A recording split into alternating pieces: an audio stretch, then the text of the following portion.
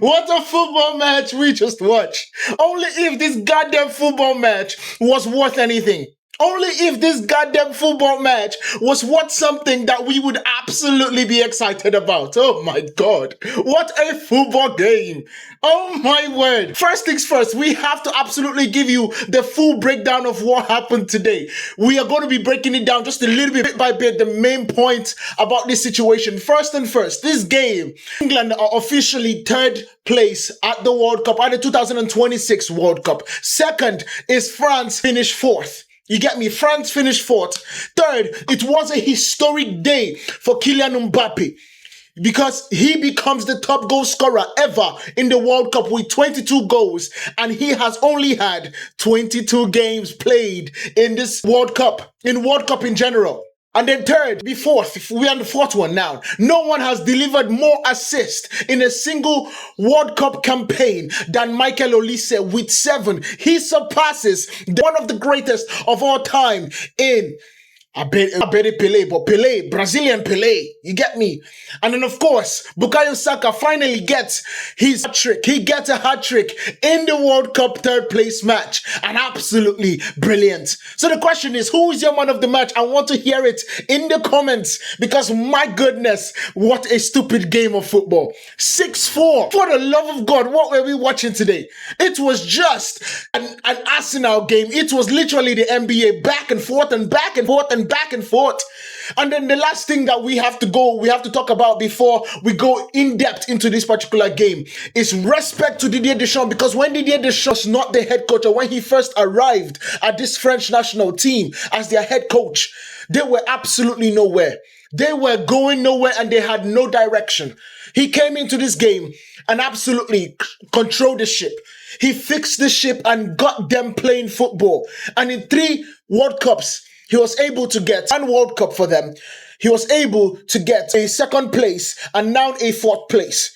This is someone that is already a World Cup winning player for France. You get me? So he has his hands involved in the 2 World Cups that France have had in their history.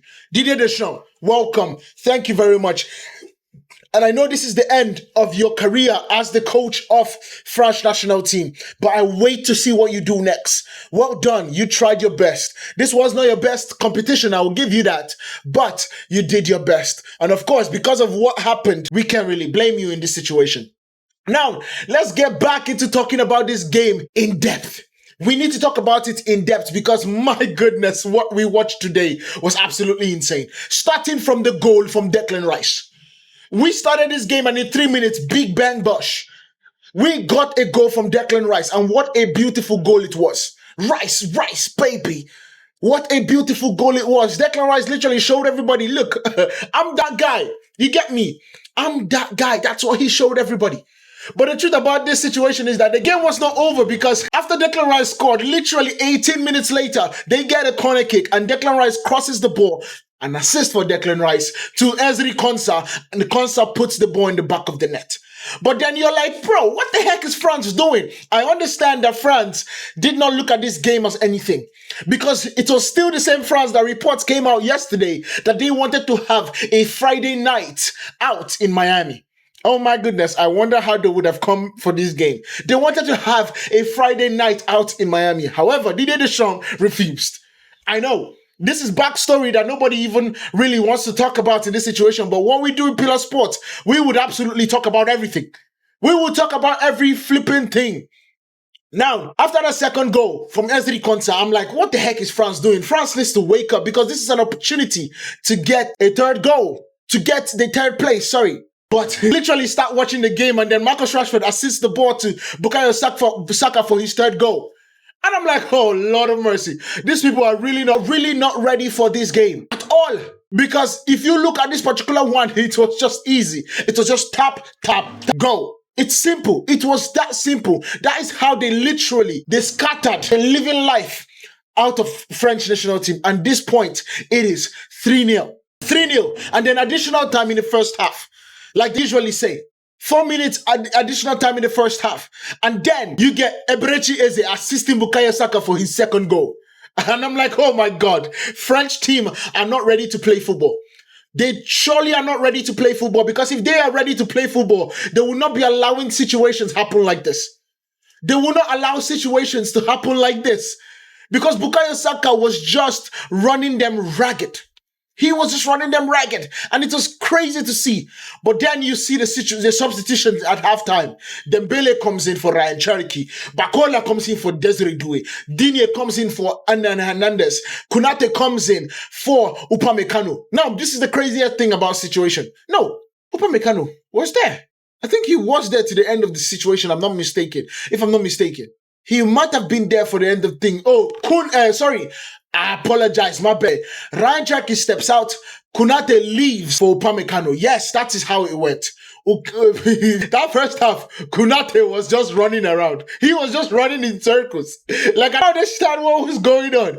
Kunate and Lecroix as a duo was absolutely ridiculous. It was ridiculous. As a duo, they conceded 4 goals in that game. But this is where things absolutely went crazy, because Marcus Rashford was taken out and Oli Watkins comes in. Now, the beautiful stuff started happening. This is where the game absolutely took a turn, because Olise assisted Kylian Mbappé. Boom. Bish, bash, bosh. We get a goal. What the heck is going on? We get the goal. And it's absolutely a banger, by the way. And then Mbappe assists Barcola. And I'm like, okay, the game is about to start. But no, Olise decides, I want one more. Let's make it more interesting. He assists Kylian Mbappé, taking him to 7 assists in this World Cup. Kylian scores, taking him to 22 flipping goals in the World Cup. 14 goal involvement in this World Cup as we speak. Highest goal scorer, golden boot as we speak, except Lionel Messi does something magical in the next game, in the finals. You get me? That is how crazy Kylian has had in this World Cup. And then this is what the thing happened. Then we're looking at the game, and of course, Tuchel decides, shit, we are losing this game, and if we don't do something, we would absolutely lose from 4-0. We would lose from 4-0, because that is how the game was going. At this point, it was 4-3. Because I was like, God damn, friends, what's going on here? You can't bow out like this.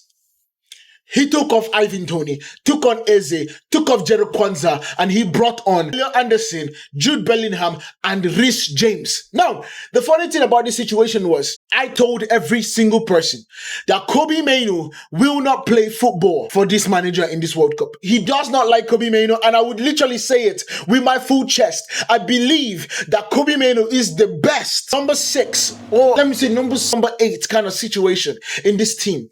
I understand everybody loves Declan Rice. I understand everyone loves Elliot Anderson. But I would not personally take any of them before I take Kobbie Mainoo, based on the way I want to play football. Let me just ask you a question. If De La Fuente had an opportunity to choose Declan Rice, Kobbie Mainoo in this Spain team, would he pick? In my mind, it might just be Kobbie Mainoo, because of how good he is and what he does. Now, it might be crazy, because what we saw, him not picking Pedri, is absolutely ludicrous. But we absolutely move. Declan Rice is a talented footballer, don't get me wrong. And I think he's one of the best players in the World Cup. I just believe in Kobbie Mainoo's football that much. That's how much I believe in him. But then, Bukayo Saka goes on. What's his name? Spence gets tripped by Gutsu in the 18-yard box. It's a penalty. Jude Bellingham steps up. He was going to take the penalty. But then he remembered in his brain, this is what the team captain is. This is what a team member, this is what someone that plays for the team remembers. He remembers that Bukayo Saka can have a special day. He can have a special day. Hat-trick in the latter stages of the World Cup. In the 3rd place match, who gives a crap? But he gives the ball to Bukayo Saka. And Bukayo Saka slots it in a perfect way, giving him his first hat-trick in the World Cup. Applause for applaudis. Sure. He absolutely did a good job. And this is one thing that you have to put and look at. If Bukayo Saka played in that Argentina's game, what would have happened? If Marcus Rashford played in the Argentina's game in a meaningful way, what would have happened? That's the question now. Because yes, I know hindsight is 2020. Or 2027, or 2028, who gives a crap? But the truth about it is that he was not attacking in the Argentinians game, and that is why they are not playing on Sunday, and they played on Saturday. That is the reason why. You get me? That's the reason why. Now, this is the situation. Because you think this game is over. Because Juice Conde comes in, Malo Gusto goes out because of an injury. You think this game is over. But no. Upamecano ball drives the ball all the length of the pitch because I think he intercepted it in his own half. Drives it up the length of the pitch. Passes the ball to Dembele. Dembele does his magic with the hezzy move. Chalobah slides thinking he was going to shoot the first time because if he shoots the first time, Chalobah deflects the ball and it's defended. But because of his talent and his brilliance, he jockeys. He does like he was going to shoot the ball the first time and hits it in the second time and it was back of the net. And you think, okay, I understand this is the 96th minute. What can happen next? Can France equalize? Because at this point it was 5-4. But no, Jude Bellingham, England's best player, was present because the ball got kicked all the way to him. And all of a sudden, he took that ball and started running. He started running, and the next thing, he started making Lacroix show the back of his shirt. He started making Lacroix do the tango. He started making Lacroix do the cha-cha slide. He started making Lacroix absolutely do every dance move that he did. In fact, the only thing that he did not do was shoo. That was the only thing that he did not do in this particular moment. Because he had opportunities to shoot, but chose, I'm going to run into the box and pass the ball in between Upamecano's legs for me to score my goal. He made it. And that takes Jude Bellingham to 7 goals in the World Cup. That is the most from an Englishman in the World Cup, if I am not mistaken. It is truly brilliant what I watched today. I just wish it was a semi-finals. I just wish it was a game that more. That's what my wish was. That right there was what my wish was. Now the truth about this situation is that Thomas Tuchel has blood on his hands regardless of what we see, because if he had played like this against Argentina, if he was as ambitious like this against Argentina, I believe they defeat Argentina. I believe so. You get me? I truly believe so. But he did not. And so what we see is literally him give up and let his team down. Now, Bukayo Saka has done an interview and he says, Jude told me, go get that hat trick. And he goes. I told you that this is the beauty of Jude Bellingham. Understands the moment and is very locked in no matter what the situation is. Kylian Mbappé also comes out and speaks because he honestly could be the golden boot in this World Cup. But there's one person that is challenging him, that is in the finals, and he is not. And that is Lionel Messi. And Kylian Mbappé says, to be honest, I would have preferred not to be the top goal scorer and to be in the World Cup final. Absolutely. Spot on. But he also says, Lionel Messi will score tomorrow. He always delivers. And it's not lies. He absolutely always delivers. He does. And so that's the thing. Now has 2-goal difference between Lionel Messi and himself. So if Messi scores 2 goals tomorrow, let me even check that to be clear, because I don't want to make any mistakes in this particular one. Let's see who has the most goals in this World Cup. Okay, Messi has 8 goals and Kylian Mbappé has 10 goals. Yeah, insane. It truly is. What these two people have done, it is truly insane. By the way, coming into this World Cup, Messi was expected to score around 5.26 goals this game. 5.26 goals this game, and he has absolutely scored 8. Kylian Mbappé was expected to score 6.67, and he scored 10. Successful dribbles for Lionel and Messi, 25. For Kylian Mbappé, 16. Tackles, 10. Mbappé, 1. Assist, 4. Kylian Mbappé, 4. These two players have absolutely shown the brilliance of both of them. I have not seen anything like this in a long time. I have to give all of them credit. And credit they all deserve. You get me? Credit they all flipping deserve. What a game of football this was, honestly. What a flipping game of football. So now we move to Spain versus Argentina. I want you guys to drop your message in the comment section. And of course, make sure you guys use your phone horizontally and send me a message of your prediction, and I will be doing it in the preview or in the watch along at the start of the watch along for Spain versus Argentina tomorrow. So make sure you guys lock in, because my goodness, the World Cup is coming into an end and we are enjoying it as much as we can. Let me know what you guys think about this down in the comments. Make sure you guys hit that like button, hit the follow button, and I'll see you in the next one. Peace.